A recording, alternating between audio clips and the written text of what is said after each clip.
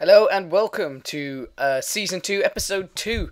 And obviously the last episode was just a recap. This episode will be the Fiorentina game, but before that I want to show you the transfers made. This is Europe, so it's not the whole world, but it is the major transfers in Europe.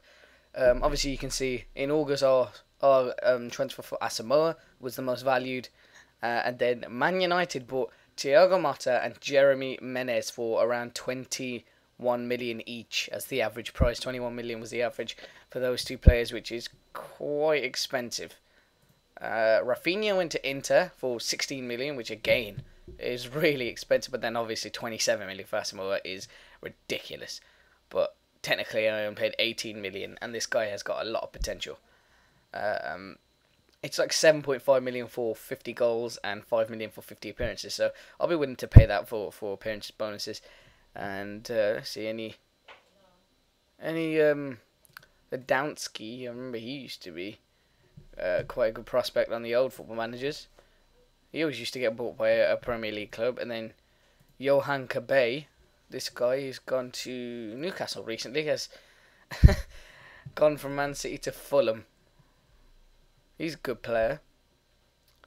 Who else is there? Just having a look to see if there's anyone I've missed out. Joe has finally left Man City for a fee of 2.8 million. This guy is apparently quite good, but he's not. Who else is there? Jermaine Beckford has left Everton for Newcastle, and he's changed his nationality to Grenada as opposed to England, I think. I'm not going to check. And David Bentley has gone from Tottenham to Aston Villa. Elzar has left. With nothing really major. Let's go to July, sorry. And then we'll go to June. Ooh, Wellington has joined Real Madrid for a fee of 23 million, even though they've got Gabriel Higuain and Benzema. We technically bought Ibrahimovic, but that was done before I came to the club. We bought Jan Mavia, Eden Hazard. I got Akinfeev, went to Fayev, went to Arsenal for 14 million. Cavani finally completed his deal from Palermo to Napoli. Obviously, he was on loan, technically. Douglas Costa went to Bayern Munich, who is a really, really good player. And I was at one stage looking to buy him. He was sort of my alternative to Eden Hazard. Him and Willian, but Willian probably would have cost more. Aquafresco went to Tottenham. This guy is a good finisher. I'm kind of glad he left the league, because he can cause teams problems, and he's definitely caused me some problems in the past. Barami went to Palermo. We're going to go to Palermo because they have had a lot of money put into the club, and I'm going to see the players that have left. And I thought that was Jens Lehmann for a second. Giovanni Dos Santos on the ends. He's Tottenham misery. Oh my god, he was a good player as well. Yaya Sanogo. Oh yeah, he came to us. Forgot that. I put him in the under-20s because they don't have a reserve league in Italy. Italy. This guy was supposed to be a really good youngster, Daniel Parejo, and at one point apparently Arsenal were going to get him in real life, but obviously you can see stats. I don't think if you ask for a scout report, apparently he's not that good. But yeah, that's going to be it for this. I don't think there's anything. Alex Witzel, youngster, very good youngster. Other than that, I don't suppose there's many major transfers with a fee of this low. So we're going to go on to Abate left. We're going to go to the Fiorentina game. Hey guys, and welcome back. This is episode 2 of the new season, and I've picked the team here with Sirigu keeping his place in goal, Phil Jones at right back, Nesta, Thiago Silva, Coentrao, Asamoah in behind the back four, but I've changed his role. I'll talk more about that later. Sanchez on the right, Eden Hazard on the left, Pastore and Lukaku and Ibrahimovic up front. Let's have a look. Yeah, match stats. Nothing I can really say. But we'll get into the game. And before we do this, what I need to do is change the way the game. Okay, I have to do this in TV view because it's the only way I know how to do it. When it shows replays, I'm going to have to change the camera because I'll change it to 2D Classic for now. and I'll change it later on in the season. Because believe it or not, I've played this game. I did this game earlier on today, and the recording messed up. And Lukaku's in. Should have scored maybe. And I've done this before earlier on in the day, and we won 5-0. But right at the end of the game, in the 85th minute, Hernandez scored the 5th goal of the game, and Fraps fucked up because of the replay. So when it basically does the replays in 3D, it messes up. So I'm going to take it off that for now, and we'll change it up later on when I figure out how to stop it crashing. Or if I can't, then I'm sorry, then I'm just going to have to leave it.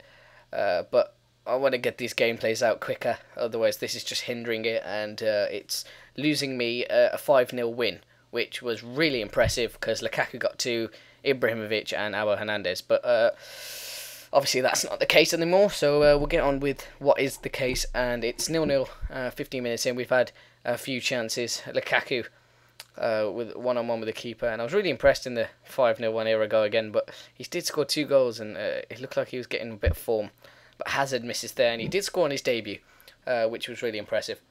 Playing on the right wing in that game. A good flick by Lukaku. He's getting better and getting into those kind of areas, and Ibrahimovic, once again, shooting from an absurd angle.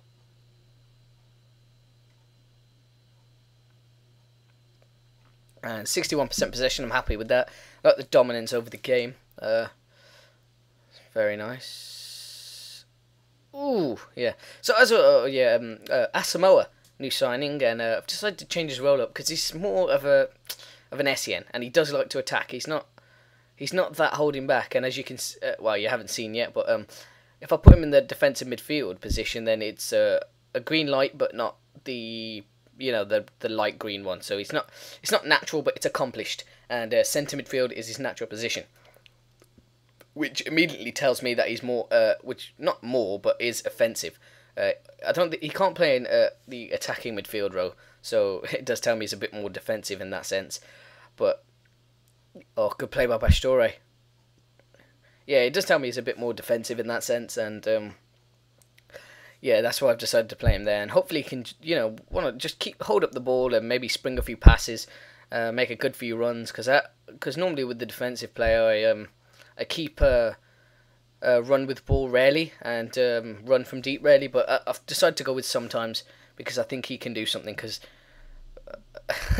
when I won this game 5-0, I'm going off again. I don't know why, but yeah, when I won it 5-0, he was just running through their team like you lot just missed out. I mean, don't blame me, blame Fraps because it's fucking shit. It fucks up the game. I'll blame my computer because it's shit. Well, it's good. I've got a really good computer, and I'm not gonna lie. Let's encourage him. I've got a really good computer, I'm not gonna lie, so it's just, I don't know, just the game runs really slowly when Fraps is on in the background. So, and they're starting to come on to us here, so straight away, I don't know, it may be just a superstition or something, but every time, I mean, if you, this is just what I think. I mean, I think it's kind of a bit of a it's a bit of a super... Oh, for fuck's sake. I'm falling to bits here. Please, help me out. Basically, if I come from half-time and they get the first highlight, then I kind of think the team talk didn't go so well. So hopefully we can spring a counter-attack, but Martinho fouls Nesta. 60 minutes in. This is not looking very good. Oh, that's a good... Oh, got my head in my hands because that was the most... That was a Dimitar Berbatov moment. And Gilardino will score. Oh, no, we won't. Good work by Nesta to put him off. Okay.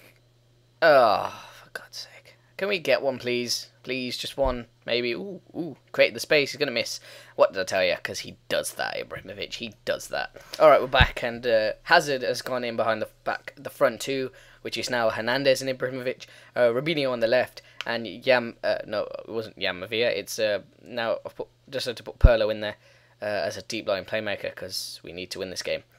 Opening day of the season. Basically, we need to win this or I'm rage quitting. No, I'm not rage quitting. But this is really annoying.